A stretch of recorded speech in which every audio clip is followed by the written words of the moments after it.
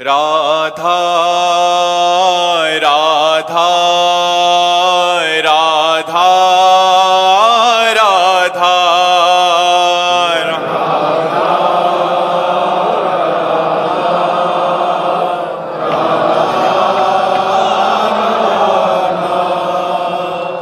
राधा राधा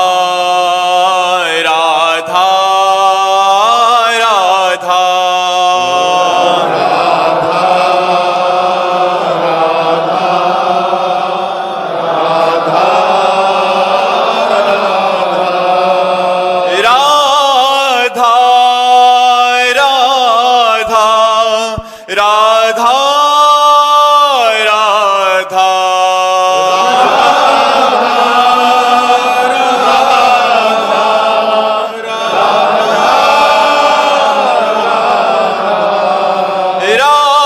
राधा राधा आय राधा राधा राधा राधा राधा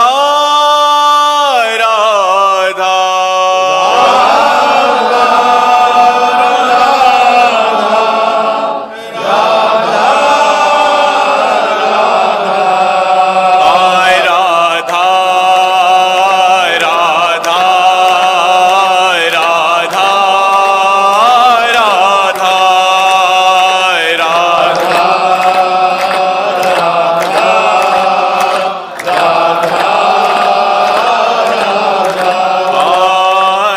राधा राधा राधा राधा राधा राधा श्री राधा वल्लभ लाल की, समस्त संत हरि भक्तन की, श्री वृंदावन धाम की, श्री सद्गुरुदेव भगवान की। रोहित जी, राधे राधे। राधे राधे महाराज जी। महाराज जी, मैं अपने अतीत को छोड़ नहीं पा रहा हूँ, भले ही वो मुझे तकलीफ देता हो, क्योंकि मैं उससे गहराई से जुड़ा। लोग कहते हैं कि अतीत को भूल जाओ, पर सच्चाई है कि उसे भुलाना आसान नहीं है। मैंने अरे छोड़ो, सब स्वप्न है। वर्तमान को संभालिए, वर्तमान में नवीन चिंतन कीजिए, भगवान के नाम का चिंतन कीजिए। आगामी आपको क्रिया क्या करनी है, कौन सा कर्म करना है, वो कर्म धर्मयुक्त है, उन्नति देने वाला है, या अवनति अधर्म युक्त है, ये चिंतन कीजिए। भगवान के नाम का चिंतन कीजिए। भूत का चिंतन क्या? नहीं, वो मेरे को तकलीफ नहीं देता, मतलब वहां से तो ये है कि मैं मजबूत। समय वर्तमान का गया कि नहीं? वर्तमान का समय भूत में गया कि नहीं? आप विचार करो, हमारा जो वर्तमान का मिनट है, वर्तमान का सेकंड है, वो भूत के चिंतन में जा रहा है। भूत तो बीत गया है, भूत तो बीत चुका है, और उसके बीते हुए में वर्तमान को हम खो रहे हैं, तो हमारी मूर्खता है कि नहीं? इतना कीमती समय है, जिसने समय को कीमती समझा वही महान हो जाता है, और जो समय को कीमती नहीं समझा वही अधम हो जाता है। आज हमारा समाज समय को नहीं देख रहा है, व्यर्थ में समय को नष्ट कर रहा है। हमारा ये सेकंड व्यर्थ क्यों जाए? राधा, हम चिंतन करेंगे आगामी कर्म का, हम चिंतन करेंगे वो धर्म का, हम चिंतन करेंगे नाम का। भूत बीते हुए का हम क्या चिंतन, हमें अब क्या करना है? ये चिंतन करेंगे नाम जप करते हुए। बीत गया तो बीत गया, उसके लिए क्या चिंतन करना है? भूल नहीं पाते तब तो बहुत बड़ी कमी हो रही है। उसको भूलिए और आगे बढ़िए। अगर आप सही माने में अतीत का चिंतन करने वाले हैं, तो मां के गर्भ में कितना कष्ट हुआ आपको याद है? एक सेकंड का भी याद है? गया ना भूल के गर्त में, गया ना? ऐसे इसको भी डालो, भूल के गर्त में डालो। वर्तमान को नाम जप में लगाओ, वर्तमान को भविष्य में हमको क्या करना है इस चिंतन में लगो, नाम जप करो। और एक चीज और थी, जैसे मतलब वस्तु हो गई या फिर इंसान हो गया, पूरा देने के बाद ना मतलब ऐसा रहता है कि छोड़ने का मन नहीं करता। किसी वस्तु या इंसान को अपनी तरफ से पूरा दे दिया, मतलब हर उसके चाहे वो दोस्ती हो या फिर बाद में फिर उसको यहाँ सच्चाई नहीं है। यहाँ ना कोई सच्चा दोस्त है, ना यहाँ कोई सच्चा पति है, ना यहाँ कोई सच्ची पत्नी है, ना यहाँ कोई सच्चा पुत्र है। भगवान ही रोल कर रहे हैं, और सब जाएंगे यहाँ से अपने अपने समय में। अपने समय में सब जाएंगे। हमको झूठा रोल करना है, पत्नी से पति का रोल करना है, पुत्र से पिता का रोल करना है, मित्र से मित्र का रोल करना है, लेकिन किसी से कुछ रोल नहीं। कबीरा खड़ा बाजार में सबसे पूछे खैर, न काहू से दोस्ती न काहू से बैर। ऐसे चला जाता है व्यवहार, हम ऐसे ही करेंगे दोस्ती वाला, हाथ मिला के, लेकिन कोई दोस्त नहीं हमारे भगवान के सिवा कोई नहीं।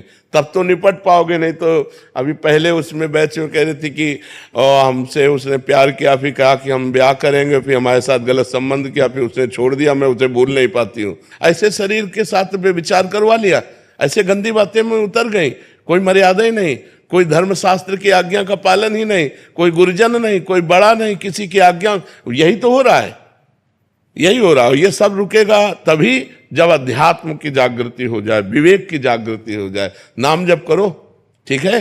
वो वस्तु भी छूटती है ना, तो ऐसा लगता है कि भाई मैं मेरा एक पार्ट। ये आप नहीं, सबको लगता है ये सब, ये मोही संसार, रागी संसार, इसमें सबको ऐसा लगता है। एक पेन से भी प्यार हो जाता है। तो हम कह रहे हैं कि ये राग वृत्ति है, राग मत करो, यहाँ सब कुछ नष्ट होगा, यहाँ सबका नाश होगा, पक्का समझो। जैसे कसाई वाड़े में हर पशु के गड़ा सा चलेगा, ऐसे यहाँ सब मरोगे, आज नहीं तो कल, कल नहीं तो परसों हमारा नंबर आने वाला है, जाना है अपने लोगों को यहाँ से। अब क्या करके जा रहे हैं, ये खास बात है। जाना तो सबको है, क्या करके जा रहे?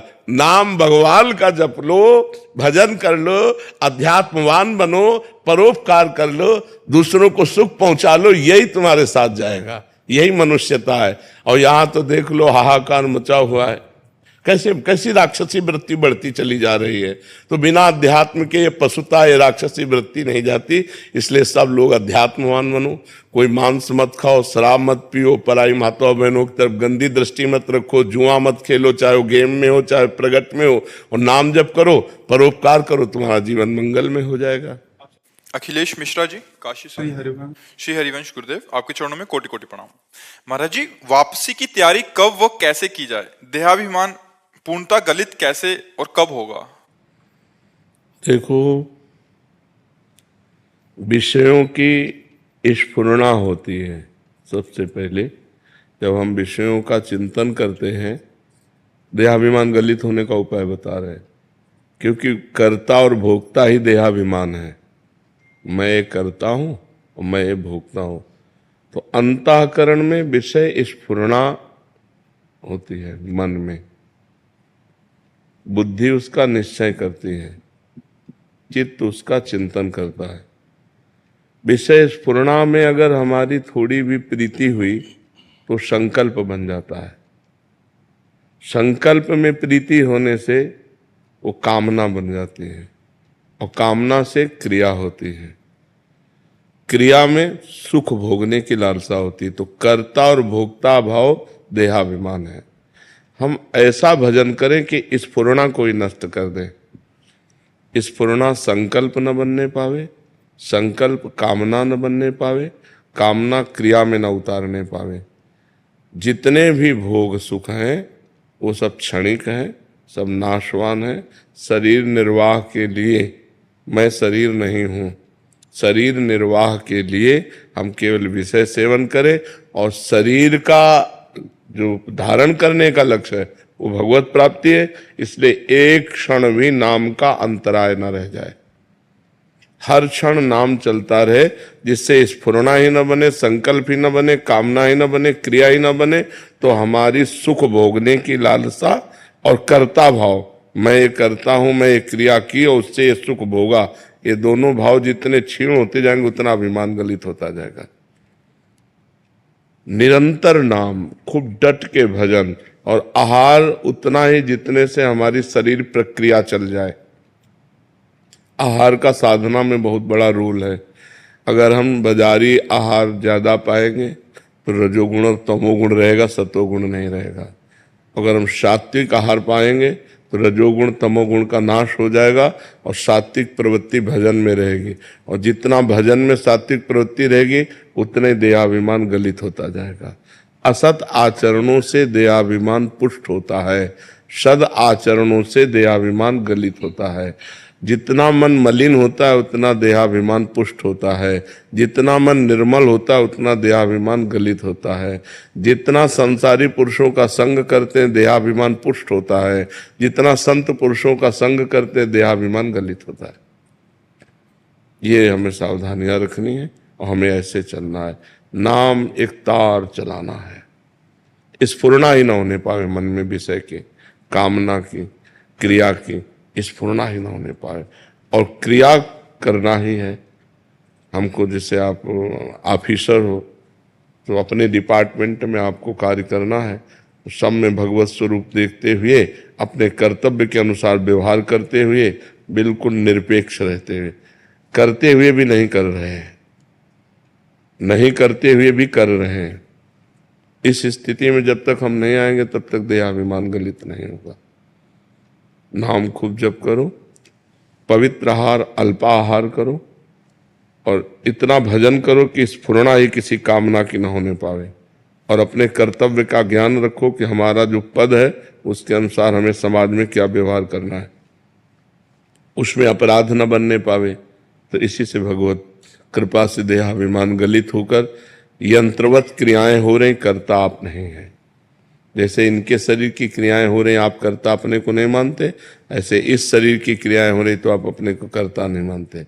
जैसे इनके पाप पुण्य के आप अधिकारी नहीं है, ऐसे जो अकर्ता पुरुष है, जो समदर्शी पुरुष है, वो अपने शरीर के पाप पुण्य का अधिकारी नहीं होता, वो मुक्त हो जाता है। जिसका देहाभिमान गलित हो गया उसके द्वारा पूरे संसार की हत्या हो जाए तो पाप नहीं लगेगा, पूरे संसार का भंडारा हो जाए तो कोई पुण्य नहीं लगेगा।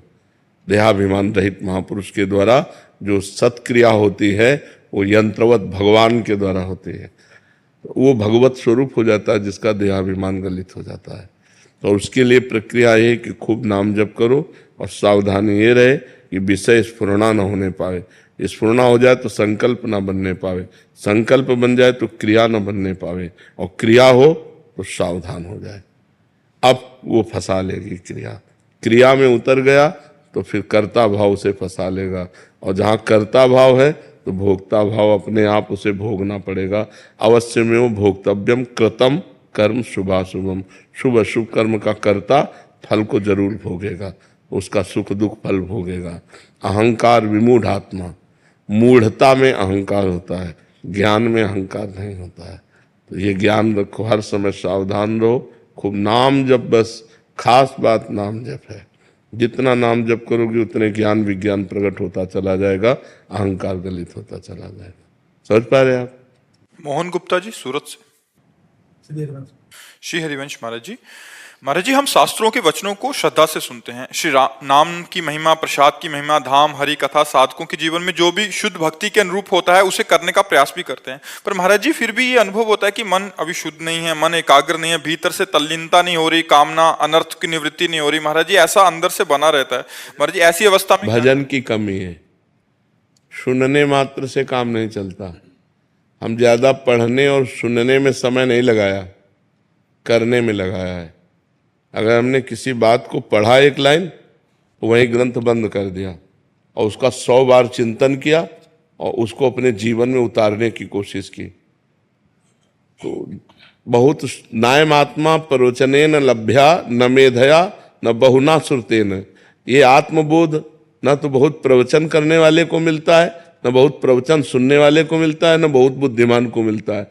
जो वर्ण कर लेता है उसको मिलता है। आचरण में उतारो, खूब नाम जप करो, अभी सब संशय खत्म हो जाएगा, मन निर्मल हो जाएगा। रात दिन नाम का चिंतन करते हुए नाम जप करो, नाम का चिंतन करते हुए नाम जप। जैसे आप मान लो महामंत्र जपते हैं तो पूरी लाइन आपके महामंत्र की दिमाग में लिखी होनी चाहिए, उसी को सुनो, उसी को बोलो। मान लो दिमाग में एकदम चल रहा है हरे कृष्ण कृष्ण कृष्ण हरे हरे, राम राम राम हरे कृष्ण हरे। रोना आने लगेगा। आप देखो चिंतन करते हुए जप करो तो अभी हृदय इतना निर्मल होने लगेगा कि अश्रु प्रवाह आने लगेगा नाम जप में। अब वो चल रहा है माला अंगुली में, जबान में नाम और मन संसार में, तो कनेक्शन सही नहीं है। जब तीनों का कनेक्शन एक बैठ जाएगा, मन, जिह्वा और माला, तब आनंद आने लगेगा। खूब जप करो, 1 मिनट भी खाली मत रहो। पता नहीं कौन सा मिनट हमारी जिंदगी का आखिरी मिनट हो और उस समय हम कुछ और चिंतन कर रहे हो। इसलिए हमें सावधानी पूर्वक भजन में लगना चाहिए। जब भजन में लगोगे तो संशय, मलिनता ये सब नष्ट हो जाएगा, अपने आप हृदय में आनंद का अनुभव होने लगेगा। महाराज जी जैसे गुरुजन आज्ञा करते हैं कि 11 माला करो, 16 माला करो, 32 ये 64। केवल लगाने के लिए है। ये केवल प्रारंभिक साधक को लगाने के लिए है कि अब एकदम नहीं जप रहा तो दीक्षा दी गई, कहा गया 11 माला तो आपको जपना ही है, कि चाहे जितना आप बिजी हो आप 11 माला कीजिए। लेकिन ये हद नहीं है भजन की, ये भजन की हद नहीं है। भजन तो बेहद है, जो हद बेहद है उसकी कोई गणना नहीं है।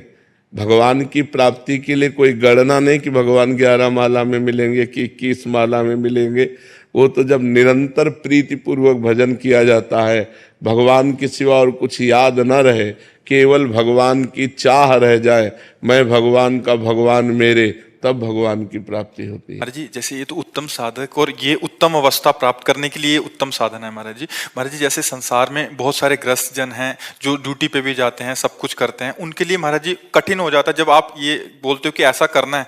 तो महाराज जी जो नाम जप की संख्या होती है वो भी छोड़ देते हैं। अब हमारे साथ महाराज जी मिलते रहते हैं तो कहते हैं कि उसको छोड़ देते हैं, फिर उसमें करने लग जाते हैं। कुछ समय में ही मन 1-2 दिन तो ठीक चलता है, तीसरे दिन फिर वहीं पटक देता है, फिर वो संख्या भी जाती है और मतलब जो नाम का जो एक अभ्यास वो भी चला जाता है। तो महाराज हाँ, हमने ये कहा है कि 11 माला जो संख्या है वो तो जैसे अब आप 1 माला लिखित किए तो 10 माला ऐसे करो ऐसा। हाँ, अब जैसे आपका मन 50 नाम में लगा कि लिखने में लगा तो शेष माला से पूरा करो। कुछ 10 मिनट 15 मिनट लेखनी का अभ्यास करो, क्योंकि सबका मन एकाग्र तो है नहीं, मन बड़ा चंचल है, एक क्षण में विषयों में भाग जाता है। यदि हम एकाग्रता पूर्वक 10 मिनट अभ्यास करें और शेष अपनी संख्या पूरी करें और रोज बढ़ाते चले जाएं, मान लो क्रम से महीना 15 दिन 10 मिनट चले, फिर हम 15 मिनट चलने लगे, फिर 20 मिनट चलने लगे, पर हमारी संख्या पूरी 11 की होनी चाहिए। कि महाराज जी कोई 6 महीने से जुड़ा है, कोई साल से जुड़ा है, तो सिद्धावस्था वाली बात करने लग जाते हैं कि अभी वो भी जाता है, कुछ दिन बाद वो कहते हैं कि बाबा नाम भी छूट गया। हाँ, नहीं, नियम तो पूरा ही करना चाहिए, शेष समय में ये कर लेना चाहिए। जैसे 1 माला ध्यान पूर्वक कर लिया और 10 माला गणना पूर्वक कर लिया तो गुरु आज्ञा का पालन हो गया। देखो, भाव को भाव अनख आलसहु, नाम जपत मंगल यदि सिद्धसहु। ध्यान नहीं लग रहा, भाव नहीं बन रहा, श्रद्धा भी नहीं, आनंद भी नहीं, पर हम मंत्र जप रहे तो उसका फल तो मिलेगा ही। ये तो भगवत प्राप्ति के लिए आगे बढ़े हुए पुरुषों की बातें हैं, लेकिन प्रारंभिक साधकों को तो गणना से ही चलना होगा, नहीं वो भी छूट जाएगा, मन भजन में लगेगा नहीं। इसलिए प्रारंभिक साधकों को गणना दी जाती कि आपको 11 माला करनी ही है, तो उनको करना ही चाहिए। 10 मिनट 5 मिनट अलग से समय निकाल ले 24 घंटे में, जो लेखनी वाला मंत्र है, लेखनी वाला नाम है, वो प्रक्रिया करें, शेष समय 11 माला अपने पूरे कर जब लें। आप महाराज जी नाम की महिमा आदि सुनाते हैं तो काफी साधक कहते हैं कि बाबा हमें कोई नियम दे दीजिए कि हम 50,000 रोज राधा नाम जप करेंगे, मतलब नियम से करेंगे और आपको चेक कराएंगे। तो वो 50,000 कुछ दिन करते हैं, कभी कभी फिर आपका वैसा वाला एकदम उच्चतम अवस्था वाला प्रवचन होता है कि वास्तविकता में वहीं पहुंचना है, इसी से पहुंचेंगे। अभी 6 महीने हुए हैं, तुम्हारे जी वो 50,000 भी छोड़ दिए, नहीं, धीरे-धीरे करने अब लगे, 2 उनको दिन क्या करना है। करना चाहिए, 50,000 तो नियम वाला करना चाहिए और 5 मिनट 10 मिनट ये करना चाहिए, इसका अभ्यास करना चाहिए। कोई भी अभ्यास करने के लिए अपने नियम को नहीं छोड़ना चाहिए। नियम के अलावा हमारा और समय 10 मिनट जाए तो हम वो अभ्यास में करें, ऐसा करना चाहिए। लाल सिंह जी। महाराज जी आपके चरणों में कोटि कोटि प्रणाम। महाराज जी मैं ये जानना चाहता हूं कि अनन्य भक्ति की प्राप्ति कैसे हो सकती है और क्या साधन और सावधानियां रखनी पड़ती? अनन्य भक्ति की प्राप्ति नवधा भक्ति से हो सकती है। भगवान की लीला कथाओं का श्रवण करना, भगवान के नाम का कीर्तन करना, लीला कथाओं का गायन करना, भगवान के स्मरण में डूबना, भगवान की चरण सेवा करना, भगवान का दास भाव रखना, भगवान ही मेरे सखा हैं और भगवान का अर्चन बंदन करना और भगवान में पूर्ण समर्पित हो जाना। ये जो नवधा भक्ति है, श्रवणम कीर्तनम स्मरणम विष्णुर्पाद सेवनम अर्चनम वंदनम दास्यम और सख्य आत्मनिवेदनम, ये 9 प्रकार की जब भक्ति की जाती है तो भगवान की अनन्य भक्ति का जागृत होता है। क्योंकि वही सुनना, वही बोलना, वही देखना, वही अर्चन, वही बंधन, तो अन्य सब छूट जाता है। अन्य जब सब छूट जाए और एकतार भगवान का चिंतन हो तो उसका भार भगवान ले लेते। अनन्यस चिंतयन्तो माम ये जना परिपासते तेषाम नित्याभियुक्ता नाम योगक्षेमम वहाम्यहम्। भगवान कह रहे जो मेरा अनन्य चिंतन करता है उस भक्त के योगक्षेम का वहन मैं करता हूँ। योग मतलब जो प्राप्त है और जो अप्राप्त है, तो अप्राप्त को प्राप्त कराना और क्षेम जो प्राप्त है उसकी रक्षा करना, ये दोनों काम भगवान कर लेते हैं। बस भक्त का एक काम होता है निरंतर नाम जप करना, भगवान के सिवा अन्य जो है हमारा चिंतन है वो चिंतन न जाए। अब इसमें सावधानी है कि भोजन पवित्र होना चाहिए, क्योंकि अन्न से ही मन का पूरा खेल है। अगर हमारा भोजन अधर्मयुक्त अपवित्र है तो फिर भजन में मन नहीं लगेगा। भोजन पवित्र हो और थोड़ा हो, अल्पाहार मिताहार पवित्र भोजन होना चाहिए। और इसके बाद कम बोलना, उचित उत्तर दे, हितकर उत्तर दे, सत्य बोले, मृदु बोले, नहीं तो मौन रहे और भगवान का नाम जप करे। कम देखना, कम सुनना और कम सोना। 4 घंटे 5 घंटे नारायण हरि भजन में ये पांचों न सुहात, विषय भोग, निद्रा, हंसी, जगत प्रीति, बहुबात, इन 5 बातों का त्याग करने के लिए कहा गया कि बहुत अधिक सोना ठीक नहीं, समय बर्बाद करना है, हंसी मजाक किसी से न करे, जगत के संबंधों में ममता न करे, सबकी ममता ताग बटोरी, मम पद मनहि बांध बरडोरी। सबकी ममता को घसीट कर एकमात्र भगवान में, जैसे मीरा जी कहते हैं मेरे तो गिरधर गोपाल दूसरो न कोई। एकमात्र श्री भगवान में ममता, उन्हीं का चिंतन, और हमारा खान पान जितना व्यवहार हो सब भगवान से जुड़कर हो। पानी भी पिए तो भगवान को अर्पित करके, भोजन भी पाए तो भगवान को अर्पित करके, किसी से व्यवहार में बात करें तो सब में भगवान की भावना करके, इन सब में भगवान है, तब वो महाभागवत बन जाता है, तब वो भक्त जगत को पावन करने वाला बन जाता है। सातरति सातरति सा लोकांतरति यल्लब्ध्वा पुमान सिद्धो भवति, वो सिद्ध हो जाता है, वो भगवत प्राप्त महापुरुष हो जाता है जो निरंतर भजन करता है। जी सुधीर कुमार जी, मथुरा से। राधे राधे महाराज जी। महाराज जी, आपके प्रवचन देश के युवा, महिला, पुरुष सभी देखते और सुनते हैं। सभी में आपके प्रवचनों का काफी प्रभाव भी हो रहा है महाराज जी। युवा गलत संगत से अपने आप को सुधार रहे हैं, जिनके लिए गुरुदेव हम सभी आपका कोटि कोटि प्रणाम करते हैं महाराज जी। गुरुदेव, जीवन में किस प्रकार की भक्ति भजन करें हम, गृहस्थ में, व्यवहार में रहते हुए, नौकरी पेशा में रहते हुए, कि हमें साक्षात प्रभु के दर्शन? हाँ, भक्ति का अलग अलग स्वरूप है। हर व्यक्ति के लिए एक जैसी भक्ति नहीं है, क्योंकि अलग अलग पोजीशन, अलग अलग कर्तव्य कर्मों में लगा हुआ है, तो उसके लिए अलग अलग भक्ति का स्वरूप है।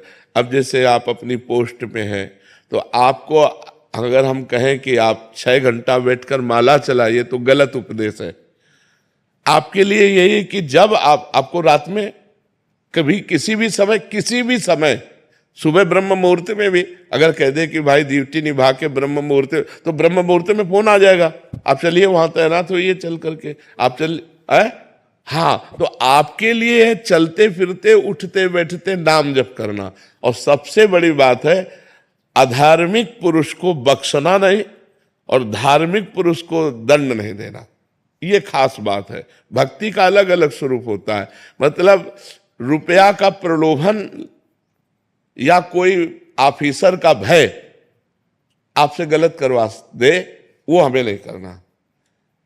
तो आप बड़े ऑफिसर के द्वारा या रुपए का प्रलोभन हमारे द्वारा अधर्म ना होने पावे, बस इस बात। बड़े ऑफिसर का ज्ञान हमें इसलिए हुआ कि एक अधिकारी यहाँ करके बोला था, तो हम कहा अरे वीडियो चल रहा है, तुम क्या बोल रहे हो? बोले 3 बार सस्पेंड हो चुका हूं, बोलते बहुत नौकरी से निकाल दिया जाऊंगा, मुझे इसकी कोई परवाह नहीं है।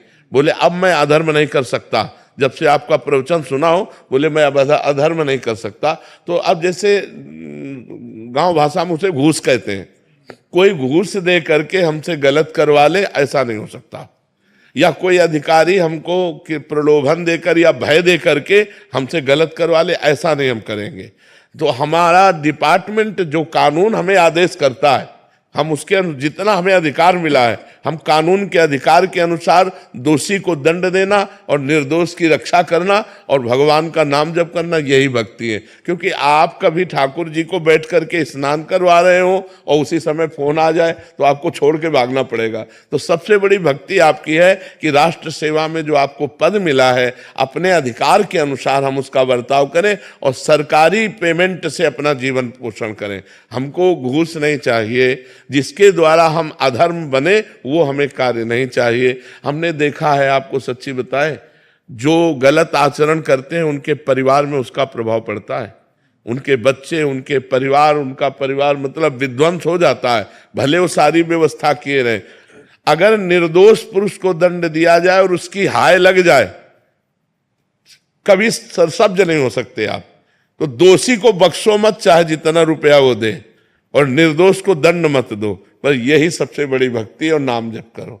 और गंदे आचरण तो करे ना, मान लो मांस है, मदिरा है, ये चीजें त्याग कर दे और ऐसे चले, तो आपके लिए माला चलाने वाली भक्ति ज्यादा नहीं है कि आप बैठ करके पूजा पाठ और भक्ति। आप अपने तैनात रहिए और नाम जप कीजिए, वह भय और प्रलोभन से बच जाइए, तो इसी से मंगल हो जाएगा। त्रिलोक कुमार जी राजस्थान से। राधे राधे महाराज जी।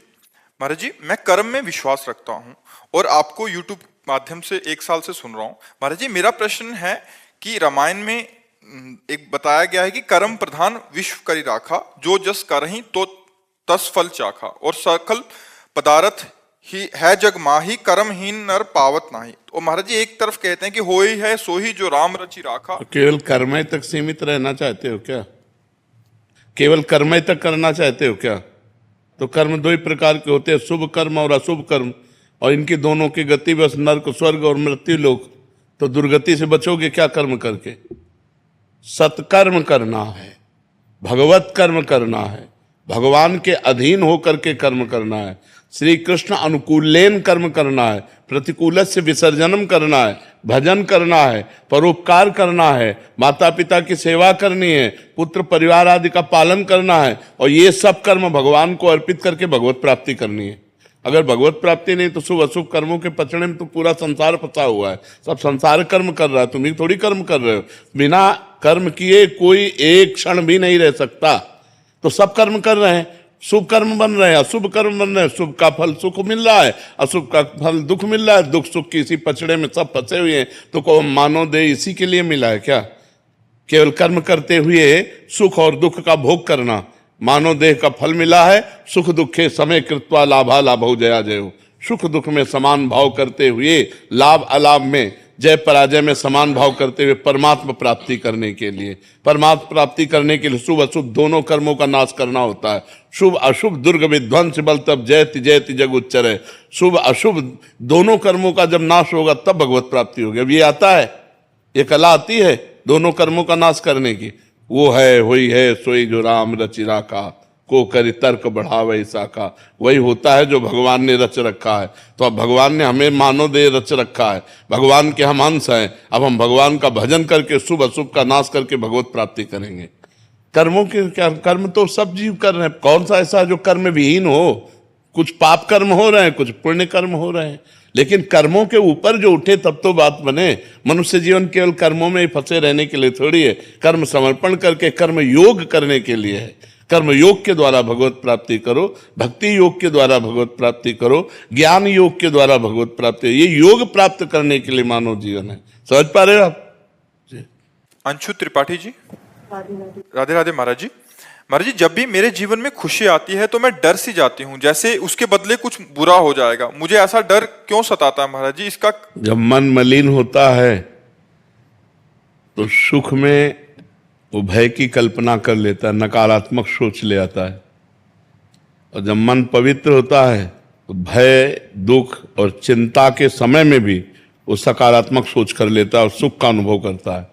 इसीलिए मन को पवित्र करना अनिवार्य है। इसीलिए सबसे कहते हैं परोपकार करो, नाम जप करो, मांस मदिरा का सेवन मत करो, व्यभिचार मत करो, जिससे तुम्हारा मन पवित्र हो जाए।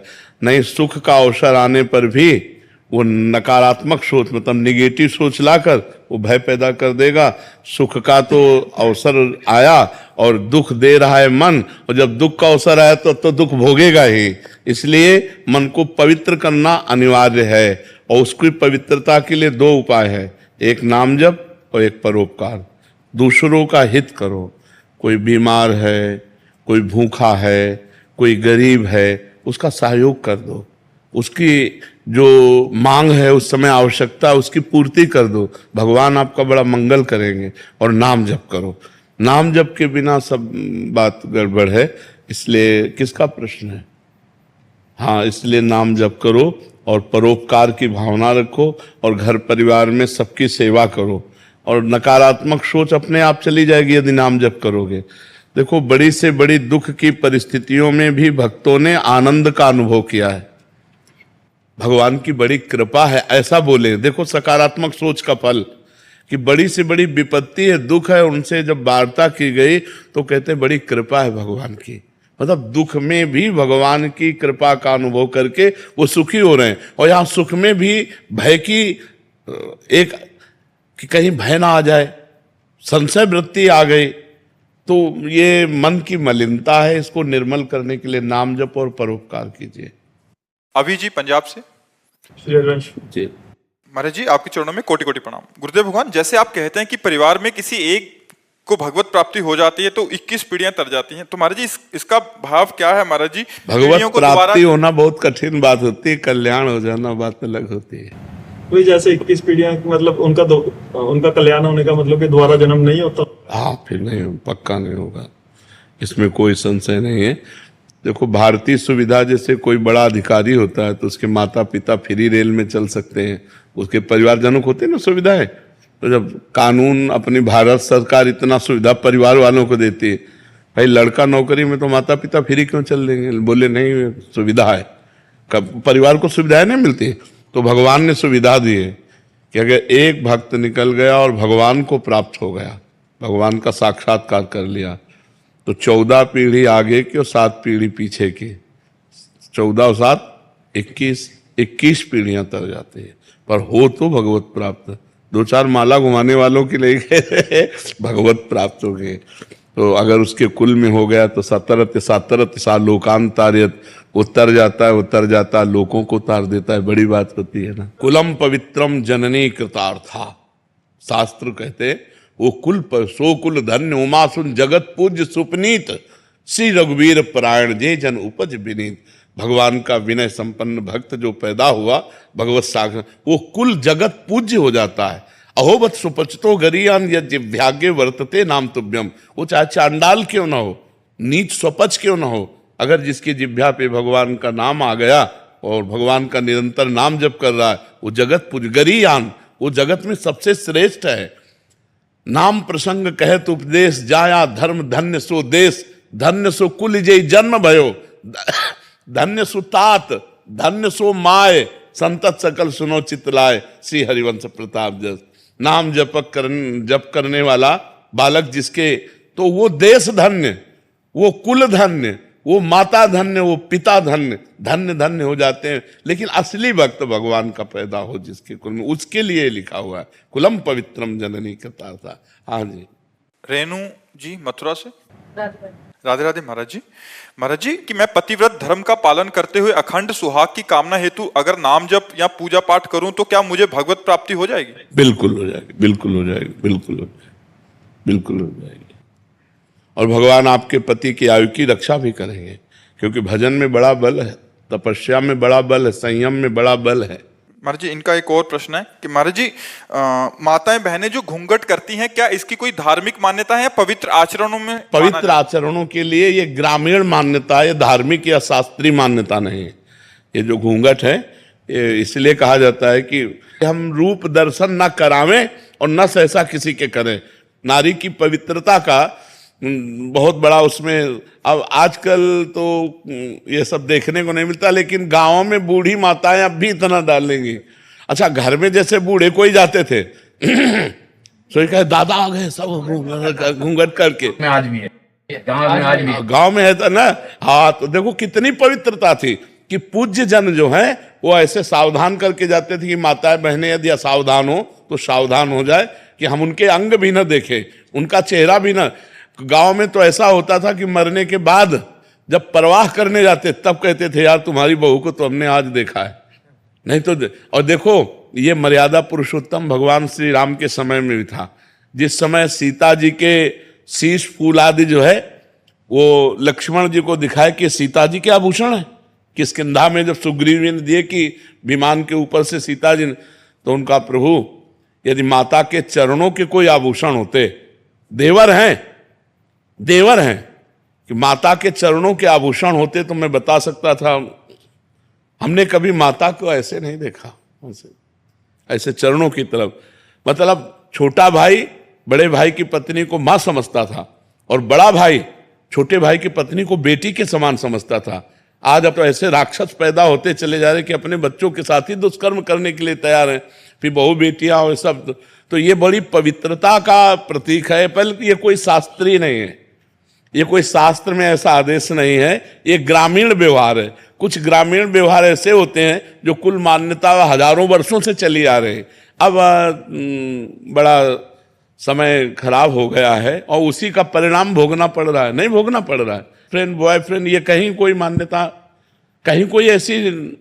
अरे गांव के बुजुर्ग ब्याह तय कराते थे और बाद में दूल्हा दुल्हन देखते थे कि ये हमारी दुल्हन है, ये हमारे दूल्हा है। नहीं तो इतना घूंघट काढ़े और बस घर में आके पता चलता था कि ये हमारी दुल्हन है। और आजकल तो मतलब लिव इन रिलेशन के बाद ब्याह होते हैं, नहीं होते? तो क्या मतलब पवित्रता रह गई? क्या पहले ब्याह करके आते थे तो दुल्हन दूल्हा नहीं मिलते थे, पूरे गांव के देवी देवता पूजते थे बुजुर्ग, और खवा पिया के सबके आशीर्वाद लेके फिर वो गृहस्थी धर्म में जाते थे। सिद्धि काबरा जी पूना से। राधे राधे। राधे राधे गुरुदेव। गुरुदेव आपके चरणों में कोटि कोटि प्रणाम। गुरुदेव भगवान से जुड़ने के लिए सबसे अच्छा तरीका क्या है महाराज जी? भगवान की शरण में हो जाना, अंदर से भगवान की शरण में हो जाना। जब हम मूर्छित होते हैं तब हम कुछ नहीं कर सकते, जब हम भारी विपत्ति में बुद्धि चकरा जाती तब कुछ नहीं कर सकते, कई ऐसी दुख की परिस्थितियां आती हैं जिसमें हम कुछ नहीं कर सकते, उस समय आश्रय काम करता है, भगवद आश्रय। और भगवद आश्रय को तत्काल भगवान स्वीकार करते हैं।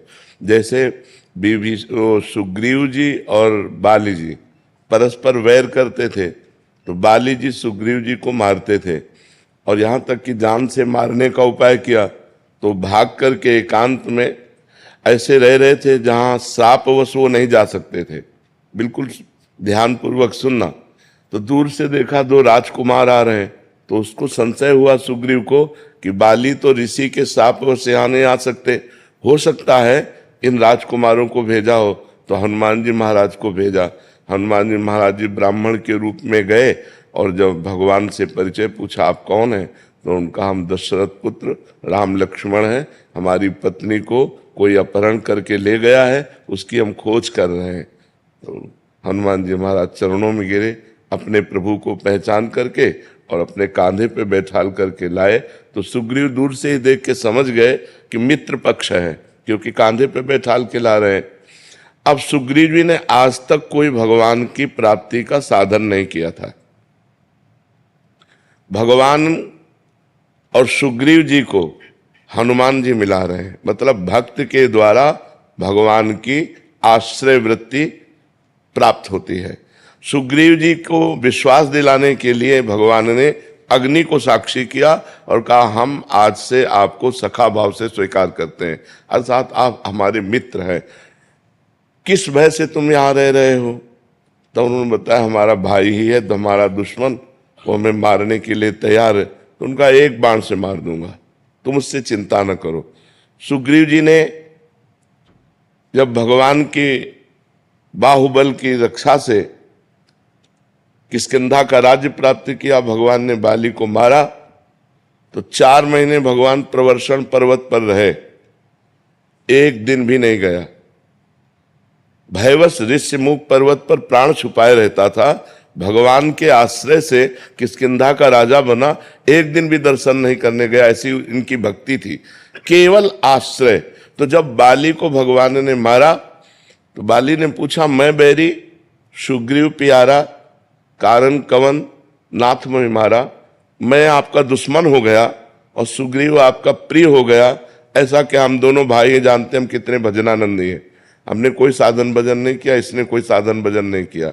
आपने मुझे क्यों मारा, इसका पक्ष क्यों लिया? तो भगवान ने कहा ये मेरा शरणागत है। शरणागत का मित्र मेरा मित्र होता है, शरणागत का शत्रु मेरा शत्रु होता है। ये मेरा प्रण है। तो आश्रय मात्र से भगवत प्रीता प्राप्त होती है। अन्य साधन फिर धीरे धीरे हम करते रहें, लेकिन हृदय से जब हम भगवान को अपना मानने लगते हैं, हे भगवान मैं आपका और आप मेरे, भगवान मेरे मैं भगवान का, मैं किसी का नहीं, भगवान का सिर्फ, इतनी बात हृदय में आ जाए तो सहज में भगवत प्राप्ति हो जाए। सहज में भगवत, पर ये आना बड़ा कठिन है, क्योंकि जब तक सबकी ममता ताग बटोरी, मम पद मन ही बांध बर डोरी, तब तक बात नहीं बनेगी। सबसे प्यार समेटकर एकमात्र भगवान के चरणों में जब तक अर्पित नहीं किया जाता, तब तक आश्रय पुष्ट नहीं होता। जननी जनक बंधु सुतदारा, तन धन धाम सुहृद परिवारा, सबकी ममता ताग बटोरी, मम पद मन ही बांध बर डोरी। भगवान कह रहे सबका प्यार, सबकी ममता को समेटकर जो मेरे चरणों में समर्पित कर देता है, वो मेरा आश्रित हो जाता है। और मेरे आश्रित को त्रिभुवन में कभी कोई बाल बांका नहीं कर सकता। फिर उसके हृदय में भगवान की भक्ति के प्रभाव से शुद्ध ज्ञान प्रकट होता है, मायामल का नाश हो जाता है, वो मुक्त हो जाता है, भगवान के प्रेम को प्राप्त हो जाता है। आदर्श वाजपेयी जी लखनऊ से। महाराज जी राधे राधे राधे महाराज जी। महाराज जी, आपने बताया था कि एक श्वास में ज्यादा से ज्यादा नाम जप करना है। फिर एक एकांतिक में ये भी बताया था कि जितने आराम से जपें उतना अच्छा है। तो उपासक नाम जप आराम से जपें या अधिक से अधिक नाम जप? प्रारंभिक उपासक अधिक से अधिक जपे। अलग अलग उपासक की होते हैं ना, क्लास होते हैं ना, जैसे ऐसे भूमिकाएं होती हैं भजन की। प्रारंभिक उपासक को केवल नाम जप प्रारंभ में अधिक से अधिक करने का अभ्यास बनाना है। फिर मन जब हम अधिक नाम जप करने लगते हैं तो अवसर पाकर वो भागता है, राधा राधा राधा राधा राधा राधा राधा। अब वो अपना काम शुरू किए हुए, अब हमको उसके काम को बंद करना है, उसको यहीं लगाना है।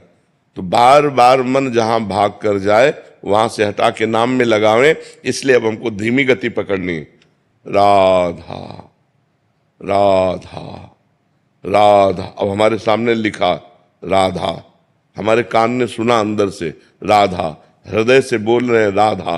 अब मन को भागने का अवसर नहीं मिला। शुरुआत में ही साधक मन पर सवार थोड़ी हो जाएगा। अगर मन पर सवार होने को सोचेगा तो नाम छूट जाएगा। तो पहले नाम का इतना अभ्यास करें कि उसकी नाम जिह्वा में बसने लगे, फिर उस नाम का ध्यान और नाम का श्रवण। तो मन को घसीट कर नाम, मन ही बंधन और मोक्ष का कारण है। विषय चिंतन में लगा हुआ मन बंधन का कारण है और भगवत चिंतन में लगा हुआ मन मोक्ष का कारण है। तो प्रारंभिक दशा में हम ये क्रिया नहीं करते। हम इसके आगे बढ़कर जब भूमिका में पहुंचते हैं कि अब हमारा घंटों नाम चल रहा है पर मन नहीं लग रहा, मन संसार का चिंतन, अब उसको लाते हैं घसीट के। जहां जहां जाता है वहां से घसीट के नाम मंत्र में लाते हैं और मंत्र नाम को फंसाते हैं, राधा राधा राधा। अरे राधा राधा राधा राधा राधा राधा। अभी अपनी गड़ी चालू रखेगा। भूत भविष्य की चिंता, आए हुए अंदर के गंदे संस्कार, वो सब वो दिखाएगा सामने। हमसे कहेगा छोड़ो नाम और इनमें लगो, लेकिन हमको इसकी बात पर नहीं लगना। धीरे धीरे इसको फंसाना है मन को। वो मन जहाँ भगवान में लग गया तो इतना आनंद प्राप्त होता है, वो आनंद किसी विषय में नहीं है। देखो यहाँ जो कुछ भी है सब नाशवान है, एक सेकंड में सब छूट जाना है। हमारी श्वास रुकी कि हमारा शरीर छूटा, बैंक बैलेंस छूटा, पढ़ाई छूटी, पदाधिकार छूटा, मित्र शत्रु सब एक सेकंड में छूट जाएगा। हमारे साथ क्या जाएगा? हम तो रहेंगे ना, शरीर छूट जाएगा, हम तो रहेंगे। अब हमारे पास यदि पुण्य बल नहीं है, भजन बल नहीं है, तो कुंवर बने कि कुत्ता बने, क्या बने पता नहीं। 84 लाख योनियां हैं। तो हमको इस जीवन में, जीवन के बाद, ये केवल भारत में ही है, ये भारत भूमि के ब्रह्म ऋषियों का शोध है और बाहर कहीं नहीं। बाहर तो खाओ पियो, कमाओ खाओ, भोगो, जितना भोग लो, बस बहुत से बहुत, मरने के बाद स्वर्ग नरक, इसके बाद कुछ नहीं। मोक्ष, परम पदवी, प्रेम, ये तो ब्रह्म ऋषियों की, भारत के ब्रह्म ऋषियों की है। तो हम मरने के बाद का क्या कर रहे हैं? 60-70 वर्ष की आयु है, 20 वर्ष जवानी के ऐसे तूफान के आते हैं जिनमें हम कुछ समझ ही नहीं पाते हैं। पीछे के बच्चापन की अवस्था में तो बेसुधी होती है, बुढ़ापे में कुछ कर नहीं सकते। तो अवस्था कब है जब हम अपने मरने के बाद के लिए करें?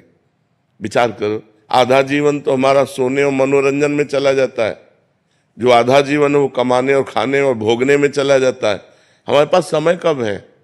अगर हम सावधान न रहे तो माया हमारे पूरे जीवन को व्यर्थ कर देगी और अगला जन्म फिर हमें नीच योनियों में प्राप्त होगा। और अभी कलिकाल का हम ज्यादा वर्ष तो नहीं देखे, 40 वर्ष देखे हैं, क्योंकि 10-15 वर्ष में तो चेतना जागृत होती है, जानकारी होती है अच्छे बुरे की, क्या चल रहा है क्या नहीं। 13 वर्ष में बाबा जी बन गए थे, तो 40 वर्ष का तुम्हें ध्यान है। इतना बड़ा परिवर्तन 40 वर्ष में हुआ है कि गंदगी ही गंदगी फैलती चली जा रही है, गंदगी ही फैलती चली जा रही है।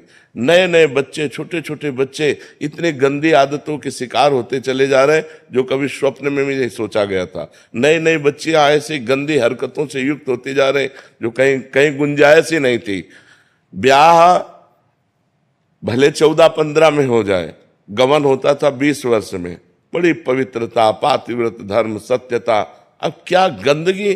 13 वर्ष से लेकर 20 वर्ष का बच्चा संपूर्ण ज्ञान रखता है संसार का, और इतना व्यभिचार परायण कि 10-20 बॉयफ्रेंड बदल जाते हैं। नहीं बदल जाते, वो व्यभिचारी पुरुष 10 स्त्रियों से, अभी 20 वर्ष का हुआ है और 10 लड़कियों से। ये क्या? तो कलयुग अभी भजन करने का कुछ अवसर रह गया है, आगे और ऐसा अवसर आएगा भजन पूजन स्वाहा स्वधा। अब यज्ञ कहाँ हो रही है? रोज पंचयज्ञ करने का अधिकार, रोज त्रिकाल संध्या का अधिकार, सब कहाँ गया? सब खो गया। रोज शास्त्र स्वाध्याय, रोज दान पुण्य, नियम पूर्वक दान पुण्य, नियम पूर्वक दूसरों की सेवा, ये सब कहाँ गया? किसी तरह हमारी वासनाओं की पूर्ति हो, ये वृत्तियां चल रही हैं। तो भगवत प्राप्ति करने का अवसर इस मनुष्य जीवन में है। बहुत सावधानी पूर्वक हम चलें, परोपकार करें, मांस मदिरा इनका सेवन न करें, पराई माता बहनों के साथ बेविचार वृत्ति न रखें, नाम जप करें तो हो सके। और भी कलयुग के 5000 वर्ष से कुछ ऊपर हुए हैं, 4,32,000 वर्ष की आयु, हाहाकार मच जाएगा। अभी तो 32,000 में नहीं पहुंचा, अभी तो घुटनों के बल चल रहा है। थोड़ा जवान होने दो, फिर देखना भाव भ्रष्टाचारा सब संसारा, धर्म सुने नहीं काना। कान से धर्म नहीं सुनाई देगा। आगे समय आएगा ऐसा कि अगर जो भगवान और धर्म की चर्चा करेगा मार दिया जाएगा, पापाचरण की वृद्धि हो जाएगी। 40 वर्ष में हम बड़ा परिवर्तन देख रहे हैं। छोटे छोटे बच्चे मोबाइल से सब कुछ उनको पता है, सब कुछ पता है, सब सर्च कर लेते हैं और सब कुछ उनको पता है, जिससे उनकी बुद्धि प्राकृतिक माया में आकर्षित होकर के सतमार्ग का त्याग प्रारंभ से ही कर देती है। प्रारंभ से ही झूठ बोलना, प्रारंभ से ही असत क्रीड़ाओं को देखना, प्रारंभ से ही गंदे खेलों को करना, ये छोटे छोटे बच्चों में पाया जा रहा है। इसलिए बहुत सावधानी पूर्वक अगर जो बचा पावे अपने मन को और प्रभु में लगा पावे तो धन्याति धन्य जीवन है, नहीं तो सब व्यर्थ जीवन है। तो अगर हम धीरे धीरे से मन को नाम में फंसा पा जाएं तो हम विजयी हो जाएंगे। नहीं तो जबान से नाम चल रहा है, अंगुली माला में चल रही, मन संसार में चल रहा है। जब तीनों का एक मिश्रण हो जाए, जो अंगुली में, वही जबान में और वही हमारे मन में, तब भगवत प्राप्ति होती है।